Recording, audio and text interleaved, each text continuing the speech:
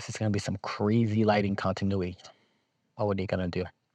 This is a Sigma Art 18 to 35 millimeter f1.8, and this is probably the most popular lens on YouTube. All of our favorite YouTubers rave about this lens, and it is widely recommended. I pretty much think of this as a Blackmagic kit lens. I have used it for photo and video for many, many years on a variety of different camera bodies, but do I recommend it? Do I think this is a great first lens? Do I think this lens is still worth it in 2023? There is a lot to like about this lens. It is pretty versatile. It is actually very, very sharp. I usually shoot stop down to 2.8.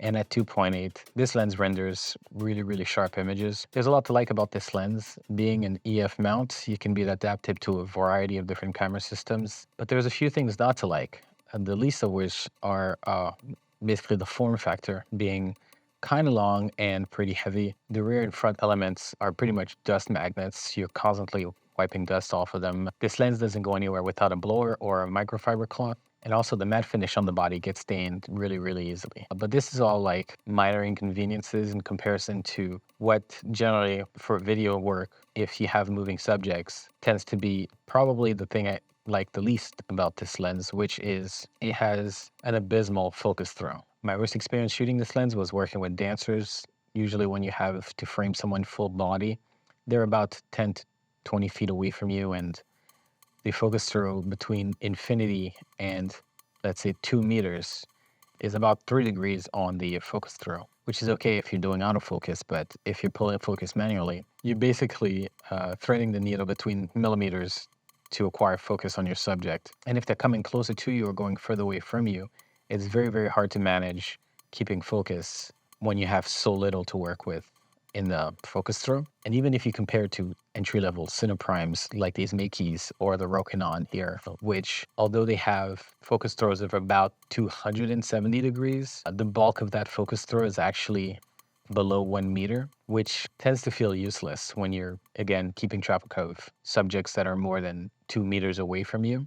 At the end of the day, the 4 or 5, and I'm being generous here, the 4 or 5 degrees of rotation on the focus throw of the 18 to 35 compared to the almost 90 degrees on this lens and the almost 40 degrees on this lens between infinity and 1 meter is basically night and day. There's no comparing how bad pulling focus is with this lens when you work with even entry-level cineprimes. The other unfortunate thing about the 18 to 35 is that it's 18 to 35. It's a pretty mid wide angle zoom. It's like it almost doesn't know what it wants to be. And by that, I mean that it's not wide enough. Very often I find myself putting this lens at 18 millimeters and then feeling like I can't go any further. I want to go further. I want to go wider, but I can't. And even more than that, I find myself cranking the lens out to 35 millimeters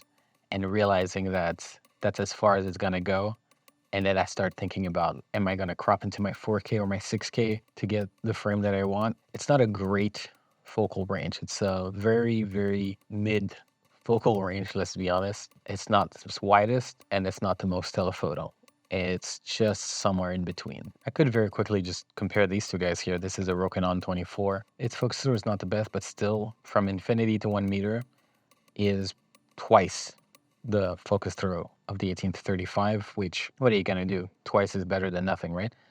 I can't say that this lens is equally as sharp as this guy, but stop down at 2.8, it's really, really good. One thing I will say though is that you need to stop down to T4 before the chromatic aberrations or the purple fringing go away. They start to go away around T2.8, but they're usually completely gone by T4. If you can get by with some purple fringing, or if you're okay stopping to T4, or if you can avoid putting translucent subjects between the camera and the light, then you should not really notice a difference between shooting this lens at 24 and shooting this lens here. So do I recommend this lens? Do I think people should use this lens? I think, yeah. I think it is very sharp and it can get you very clean images, and you can, you know, use filters or wrap it in stockings to just get like a different look, or you can get your final look in your grade. But essentially, as much as it is pretty much the YouTube kit lens, it does have its merits.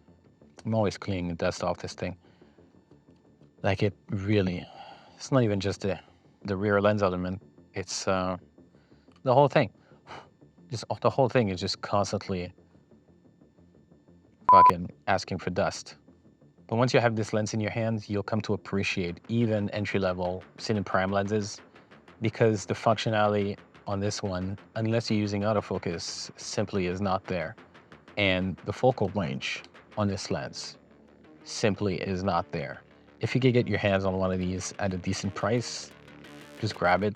You won't regret it, unless you're trying to pull focus on something that's far away and moving towards you, or something that's close and moving away, or if you'd like to shoot at something wider. 18 millimeters on crop sensor is about 27, which is not that wide, and rather more telephoto. 35, which again, crop sensor is up to 2, which is not telephoto at all. That's actually maybe. I want to stop bitching about this lens and make the best that I can with the fact that I have it to use. So it's not pretty. Like, it's not a pretty lens. It looks like, what's the name of that animal? The animal with like the really long nose. Maybe it's made up. Like rodent type, like raccoon-sized animal with a big ass trunk that eats bugs. What would I recommend over the 18 to 35? A lot of vintage lenses.